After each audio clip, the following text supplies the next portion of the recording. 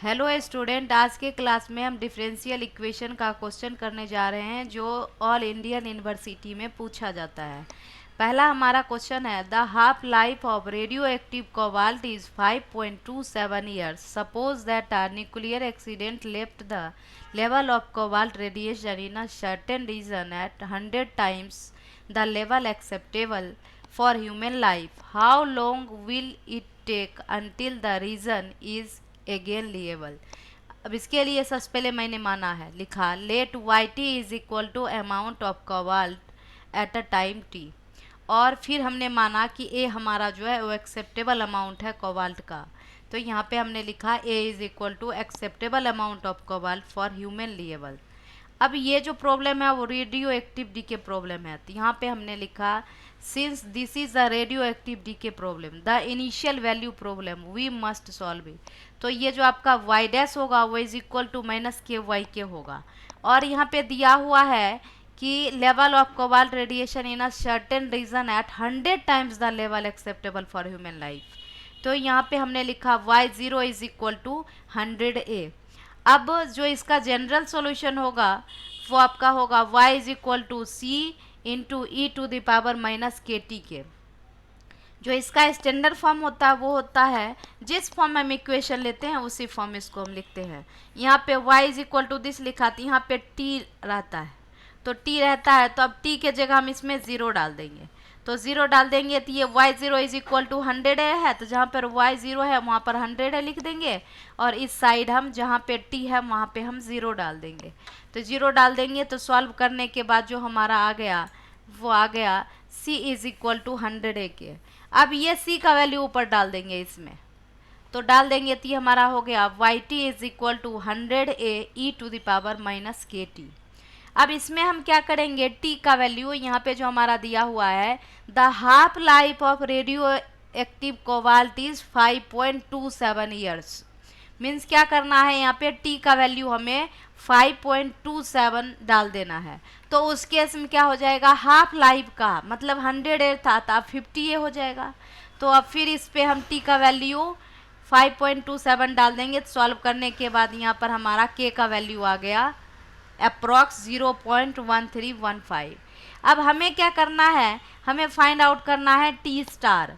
तो यहाँ पे हमने लिखा find T star so that Y T star is equal to A के होगा। तो ए इज इक्वल टू, तो यहाँ से अगर हम बात करते हैं तो 100 e to the power this के ऊपर से हमने इसको सॉल्व किया। 100 को एक साइड लेके आ जाएंगे तो ये हमारा ए से ए कट गया, 1/100 हमारा 0.01 हो जाता है। ई को इस साइड लेके आ जाएंगे तो लॉग बन जाएगा, तो log 0.01 is equal to minus 0.1315 t star के आ गया। तो अगर हम बात करते हैं टी स्टार के तो हमारा ये वैल्यू आ गया। इसको आप साइंटिफिक कैलकुलेटर पर लॉग 0.01 का वैल्यू निकाल के और उसको इसे डिवाइड कर देना 0.1315 से, तो आपको अप्रॉक्स 35 आ जाएगा। तो यहाँ पे हमने लिखा so the region will be liable again in approximately 35 years, और यही हमें पूछा जा रहा था। उसके बाद दूसरा क्वेश्चन हमारा आता है, solve 2xy to the power 4 e to the power y plus 2x into y cube plus y into d x plus x square y to the power 4 e to the power y minus x square y square minus 3x into d Y is equal to 0। सबसे पहले इसको क्या करना है, M D x plus N D y से compare करने लेना है। कंपेयर करने के बाद हमें m और n मिल जाएगा। अब m को y के रिस्पेक्ट में पार्शियली डिफ्रेंशिएट करेंगे और n को x के रिस्पेक्ट में पार्शियली डिफ्रेंशिएट करेंगे। तो डिफ्रेंशिएट करने के बाद हमारा करली m अपॉन करली y ये आया, और करली n अपॉन करली x हमारा ये आया। अब यहाँ पे क्या करेंगे, ये एग्जैक्ट नहीं है क्योंकि दो लोगों का वैल्यू सेम नहीं है, तो एग्जैक्ट बनाने के लिए हमने लिखा करली n अपॉन करली x माइनस करली m अपॉन करली y अपॉन m के, और इसे हमने सॉल्व किया। ये जो हमारा वैल्यू था यहाँ पे डाल के इसे सॉल्व किया तो ये हमें आया -4/y के। ये तो ये हमारा आ गया, इसको हमने fy माना। fy माना फिर हमें इंटीग्रेटिंग फैक्टर निकालना होता है, तो ये जो हमने निकाला है ये हमारा if है। तो if निकाला तो ये सॉल्व करके हमें आया 1/y टू द पावर 4। अब जो हमारा आई एफ आता है उसको हम क्या करते हैं, जो हमारा क्वेश्चन दिया हुआ होता है उसको दोनों साइड मल्टीप्लाई कर देते हैं उस चीज़ से। तो यहाँ पे हमने लिखा भी है कि मल्टीप्लाइंग बाय द इफ, मतलब इस जो हमारा था, ये जो हमारा वैल्यू आया 1/y⁴, इससे हमने मल्टीप्लाई किया क्वेश्चन में, जो हमारा ऊपर में ये क्वेश्चन दिया हुआ है इसमें, तो ये हमें दिस मिल गया। अब ये जो है ये एग्जैक्ट बन गया, अभी तक एग्जैक्ट नहीं था, अब ये बन गया। तो जब एग्जैक्ट बन गया तो इसका हम जनरल सॉल्यूशन निकालते हैं, कंप्लीट इक्वेशंस निकालते हैं। तो उसमें हमारा एम डी एक्स और एन डी वाई की ज़रूरत पड़ती है। तो हमने यहाँ पर एम डी एक्स निकाला, एम हमें पता ही है और डी एक्स, इस रिस्पेक्ट में इसको इंटीग्रेट कर दिया गया, सॉल्व होकर हमारा ये मिला। उसके बाद जो एन वाला टर्म लिया जाता है वो ऐसा लिया जाता है जिसमें एक्स ना हो। तो यहाँ पे जो हम एन वाला टर्म देख रहे हैं, एक भी ऐसा टर्म नहीं है जिसमें एक्स ना हो, सारे टर्म में एक्स है। यहाँ पे देखिए, यहाँ पे है x² you Y minus x² y², यहाँ पर है -3x, मतलब x सब में है। तो सब में है मतलब कोई भी टर्म ऐसा आया ही नहीं जिसमें x ना हो। तो इस केस में जब इसको y के रिस्पेक्ट में इंटीग्रेट करेंगे तो ये 0 हो जाएगा। और जो कंप्लीट सॉल्यूशन होता है वो होता है M D x plus N D Y is equal to C के। तो यहाँ पे एम डी एक्स और एन डी वाई का वैल्यू डाल दिया, इज इक्वल टू सी लिख दिया, और यही हमें पूछा जा रहा था।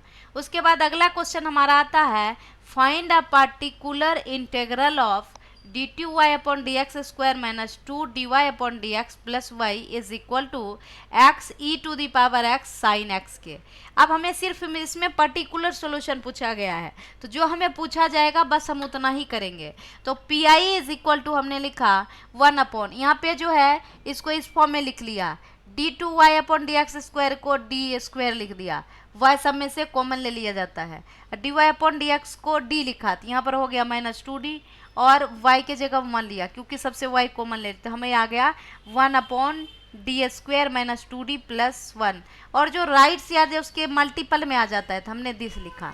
अब यहाँ पे हम क्या करेंगे, d को रिप्लेस करेंगे d+1 से, क्योंकि e⁴x है, तो अब d को रिप्लेस किया जाएगा, जो यहाँ पे रहता है वो रहता है d+a a मतलब e⁴ax जो रहता है, तो यहाँ पर a नहीं है मीन्स 1 है, तो इससे हमने इसको रिप्लेस किया। तो अब यहाँ पर हमारा था, ये जो हमारा फॉर्मूला बन रहा है वो बन रहा है d-1 का होल स्क्वायर। इसमें d के जगह जब d+1 डाल देंगे तो d+1 -1 पहले से है, तो इससे ये कट जाएगा, मीन्स हमें बच जाएगा d² के। तो यहाँ पे हमने लिखा, और e⁴x का कम हो गया, इसको हमने साइड कर लिया, और 1/d² x into sine x. अब 1/d का मतलब यहाँ पे होता है इंटीग्रेशन ऑफ, इंटीग्रेट करना, तो d² है मतलब जो है फंक्शन उसको डबल बार इंटीग्रेट करना है, तो पहले एक बार इंटीग्रेट कर लेते हैं, फिर जो रिजल्ट आएगा उसको फिर से इंटीग्रेट कर देंगे। अब एक चीज़ यहाँ पे देख रहे हैं कि x है और साइन x है, तो ये क्या है, बाय पार्ट्स पे टूटेगा। तो बाय पार्ट्स में एक फॉर्मूला होता है आई लेट करके, मतलब किसको u और किसको भी मानेंगे, तो आई लेट। यहाँ पर क्या है, हमारा x जो है वो अल्जेब्रिक है और साइन x जो है वो ट्रिगो है, ये अल्जेब्रिक हुआ, ये आपका ट्रिगो हुआ। तो जो अल्जेब्रिक वो u का कम करेगा, जो ट्रिगो है वो v का कम करेगा। और इंटीग्रेशन बाय पार्ट्स का फॉर्मूला होता है u into v into d x is equal to होता है u into integration of v d x minus integration of d u upon d x into integration of v d x फिर total का dx। इसी फॉर्मूले पे मैंने इसको तोड़ दिया और तोड़ के इसे सॉल्व कर दिया। तो सॉल्व करने के बाद जो हमें रिजल्ट मिला वो हमें ये मिला। तो इसको फिर से, अब क्योंकि d² था तो फिर से इसको इंटीग्रेट कर दिया उसी फॉर्म में जैसे ऊपर समझाया था वैसे ही, x cos x पे इंटीग्रेशन बाय पार्ट्स पे, और sin x को ऐसे ही हो जाएगा हमारा इंटीग्रेशन। ये सॉल्व करके हमें मिला minus x sine x plus 2 cos x, minus दोनों से कॉमन लिया गया है। तो जो पी आई यहाँ जो हमारा 1/d² था, 1/d² x साइन x, इसके जगह ये वैल्यू डाल देंगे जो सॉल्व करके आया, और इंटू ई एक्स है इसमें, तो ये हमारा पी आई हो गया -e⁴x into x sine x plus 2 cos x। यही हमारा फाइनल आंसर हो गया। उसके बाद अगला क्वेश्चन हमारा है, using the method of variation of parameter solve the equation d2y/dx² plus 3 dy upon d x plus 2y is equal to 4e⁻x के। सबसे पहले इसका हम यही निकाल लेते हैं एक्सऑलरी इक्वेशन। तो ये हम इसको इस फॉर्म में करके डी को एम से रिप्लेस किया जाता है, तो m square plus 3m plus 2 is equal to 0। ये इसका यही हो गया एक्सऑलरी इक्वेशन। यहाँ से इसको फैक्टराइज करके हम m का वैल्यू निकाल लेते हैं। तो m का हमारा दो वैल्यू आया, एक तो हमारा -2 आया और दूसरा हमारा -1 आया। तो जो इसका CF हो जाएगा कम्प्लीमेंट्री फंक्शन, CF का फुल फॉर्म होता है कम्प्लीमेंट्री फंक्शन, वो हमारा होता है a into e to the power, ये जो हमारा पहले दिया हुआ है -2 वो लिया, -2x plus b into e to the power -x। अब इसमें हम क्या करेंगे, जो हमारा ये पार्ट है इसको y1 मान लेंगे और जो हमारा ये पार्ट है इसको y2 मान लेंगे। तो यहाँ पे हमने लिखा। अब क्या करेंगे, y1 को एक बार डिफरेंशिएट कर लेंगे और y2 को भी डिफरेंशिएट कर लेंगे। तो y1 को डिफरेंशिएट किया तो हमें मिला -2 into e to the power -2x और y2 को डिफरेंशिएट किया तो हमें मिला -e⁻x के।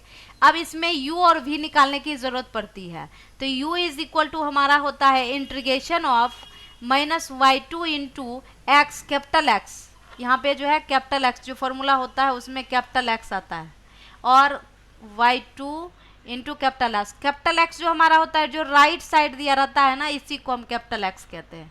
तो कैपिटल x के जगह हमारा आ गया 4 into e to the power x into d x divided by y1 into y2 का डैश माइनस y1 का डैश इंटू y2। तो हमें y1 भी पता है, y2 भी पता है, y2 का डैश भी पता है, y1 का डैश भी पता है, सबका वैल्यू डाल दिया और इसे सॉल्व कर दिया। तो सॉल्व करने के बाद इसे हमारा जो मिला वो ये मिला -4 into e to the power 3x into d x. इसको इंटीग्रेट कर दिया तो ये हमें मिल गया u is equal to -4 into e to the power 3x upon 3 के, ये u मिला। अब हमें फिर v निकालेंगे, तो v का फॉर्मूला होता है y1 into x capital x, जो ऊपर में मैंने बताया था वही चीज़। तो सबका वैल्यू फिर वैसे ही डाल देंगे, डाल के इसे भी सॉल्व कर देंगे। तो जो हमें v मिला वो मिला 2 into e to the power 2x।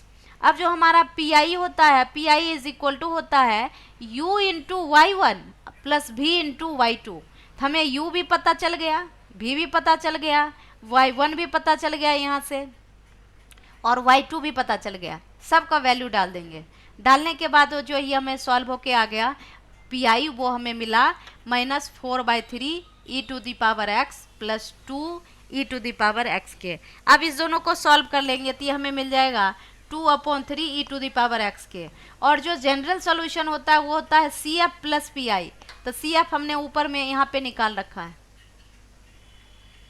ये हमारा CF है, तो इसको ले लेंगे और PI नीचे निकला है, दोनों को ऐड कर देंगे।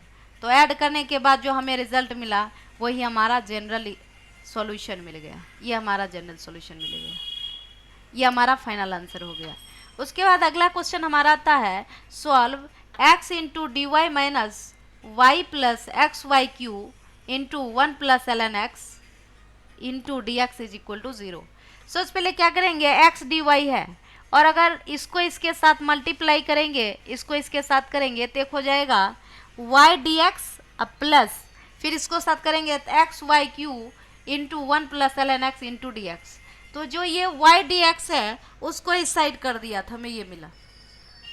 अब हम क्या करेंगे, यहाँ y क्यू है, यहाँ से y क्यू को हम लिख सकते हैं y स्क्वायर इंटू वाई के। तो y को इधर ही रहने दिया और y स्क्वायर को इस साइड लेके आ गए, तो हमें ये मिला। तो अब जो है इसका फॉर्मूला होता है -d into x upon y और इधर आपका ये दिया हुआ है। अब क्या करेंगे, दोनों साइड x से मल्टीप्लाई कर देंगे तो हमारा दिस मिल गया और ये y को अब इस साइड लेके आ जाएंगे तो हमें ये मिला। अब ये मिलने के बाद फिर क्या करेंगे, इसको दोनों साइड इंटीग्रेट कर देंगे। तो इंटीग्रेट करने के बाद ये हमें इसका इंटीग्रेशन करेंगे तो हमें ये मिलेगा, एक्स स्क्वायर डी एक्स का करेंगे तो एक्स क्यू अपॉन 3 मिलेगा। इसका करेंगे तो यहाँ पे इंटीग्रेशन बाय पार्ट्स का फॉर्मूला लगाएंगे तो हमें ये मिलेगा, ये पूरा। उसके बाद फिर प्लस c। अब यहाँ पे देखो एक्स क्यू प्लस 3 है और यहाँ पर -x³ अपॉन 9 है। पहले इस दोनों को सॉल्व कर लेंगे, तो इस दोनों को सॉल्व करेंगे तो ये हमें मिलेगा 2x³ अपॉन 9 के और ये जैसे है x³/3 उसको वैसे ही लिखा, और यही हमारा फाइनल आंसर आ गया। उसके बाद अगला क्वेश्चन हमारा है, solve the equation x into dy upon d x is equal to y plus x e to the power y upon x subject to y1 is equal to 1 के। सो पहले तो इस इक्वेशन को सॉल्व कर लेंगे, solve करने के बाद ये कंडीशन का वैल्यू डालेंगे। तो यहाँ पे हमने लिखा x dy upon d x is equal to y x e to the power y upon x. अब इसमें दोनों साइड x से हमने डिवाइड कर दिया तो हमें ये मिल गया, और इसमें फिर हम क्या करेंगे, y is equal to v x डाल देंगे एक फॉर्म में लाने के लिए, और जिसे मानते हैं उसको दोनों साइड डिफ्रेंशिएट करते हैं। इधर dy अपॉन डी एक्स, यहाँ पे प्रोडक्ट रूल लगाएंगे। एक फार्मूला होता है डिफ्रेंशिएशन में, d u into v upon d x is equal to होता है u into d v upon d x plus v into d u upon d x. इसी फॉर्मूले पे इधर वी एक्स वाले टर्म को मैंने तोड़ दिया था, हमें ये मिला। अब क्या करेंगे, जो हमारा ये दिया हुआ है ये वाला टर्म, इसमें जहाँ d y upon d x होगा वहाँ पे ये टर्म डाल देंगे, और जहाँ पे y होगा वहाँ पे वी एक्स डाल देंगे। तो पहले मैंने ये लिख लिया, उसके बाद इसमें इसका वैल्यू डाल दिया। तो डालने के बाद हमारा जो रिजल्ट मिला वो ये मिला। अब x वाले को एक साइड और v वाले को एक साइड कर लिया तो हमें ये मिला, और फिर दोनों साइड हम इंटीग्रेट कर देंगे। तो इंटीग्रेट करने के बाद हमें ये मिला। अब v का वैल्यू रिटर्न कर देंगे। हमने माना था y is equal to v x, तो अगर यहाँ से हम v का बात करते हैं तो y अपॉन एक्स के हो जाएगा। तो जहाँ जहाँ v है वहाँ पे ये वैल्यू हमने डाल दिया, तो सॉल्व होके ये हमारा आ गया दिस के। अब इसमें क्या करेंगे, ये जो हमारा इक्वेशन आया हुआ है, इसमें ऊपर में जो क्वेश्चन दिया हुआ था उसमें दिया हुआ था y1 इज इक्वल टू 1 के, मीन्स x के जगह भी 1 और y के जगह भी 1 इस इक्वेशन में डाल देंगे। तो जो जब इसमें हम डालेंगे तो सॉल्व करके जो हमारा आ जाएगा वो यहाँ से हमें c का वैल्यू मिलेगा, और c का वैल्यू हमें मिला -1 अपॉन ई। ये वैल्यू इसमें डाल देंगे, ये जो हमारा इक्वेशन है इसमें minus E to the power -y upon X is equal to log X plus C के। जब ये वैल्यू हमने डाल दिया था हमें मिला log X plus E to the power -y upon X is equal to 1 upon E के, और यही हमारा फाइनल आंसर हो गया। बस आज का इतना ही।